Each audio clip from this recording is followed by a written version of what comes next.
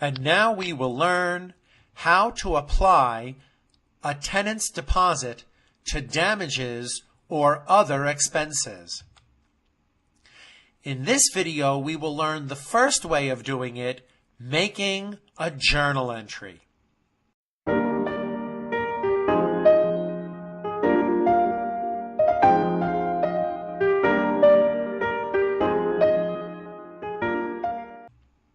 What must happen when you apply a tenant's deposit to damages or some other expense?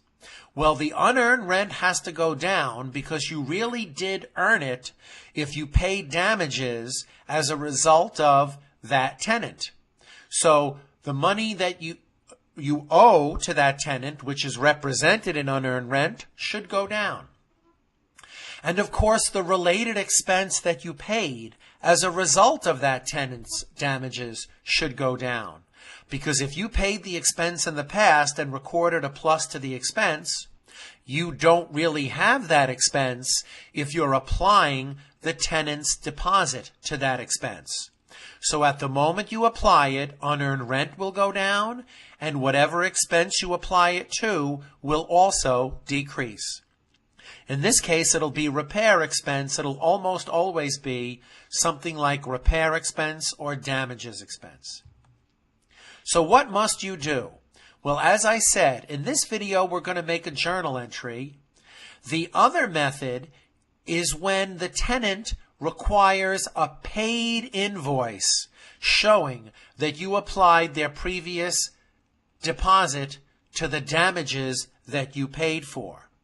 But that method requires setup steps, and that's why I chose to put it in a separate video. For example, back on March 20, in a prior video, Johnny in 5C was responsible for $500 worth of damages. You might have even recorded that check in a prior video if you were following along. Now, he's moving out on May 1, and his balance that we owe him on May 1 just for the prepaid rent is $700. Let's apply $500 of that $700 to the repair expense account. So what will be the result after we make the journal entry? Well, unearned rent will decrease by $500 and become $5,000. And repair expense will actually decrease and go down to $500 for reasons that I mentioned a moment ago. Don't worry if you don't know how to make a journal entry. I have included the videos on how to make a journal entry, and I've added it to the list of videos in this course. So watch how to do it. So what will be the result after we make the journal entry? Well, unearned rent will decrease by $500 and become $5,000, and repair expense will actually decrease and go down to $500 for reasons that I mentioned a moment ago. Don't worry if you don't know how to make a journal entry. I have included the videos on how to make a journal entry, and I've added it to the list of videos in this course. So watch how to do it. From the main menu, click Company, Make Journal Entry. The date is May 1.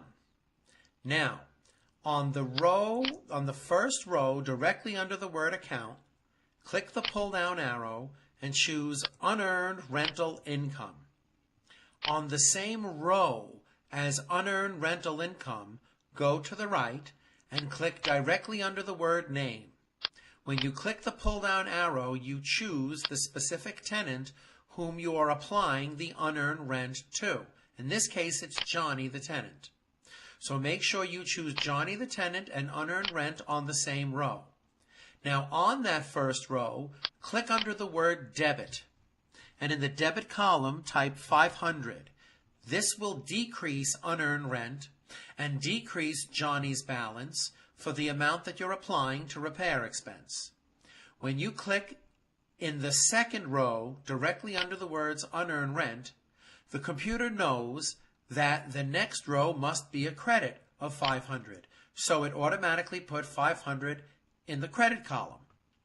On that very same row, click the pull-down arrow, scroll to the bottom, and choose Repair Expense. This will decrease the unearned rent in Johnny's balance, but it will also decrease repair expense for the amount that we are being reimbursed from Johnny's balance.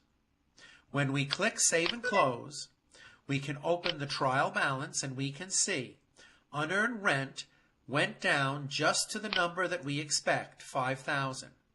And repair expense also decreased to the number that we predicted a moment ago, $500.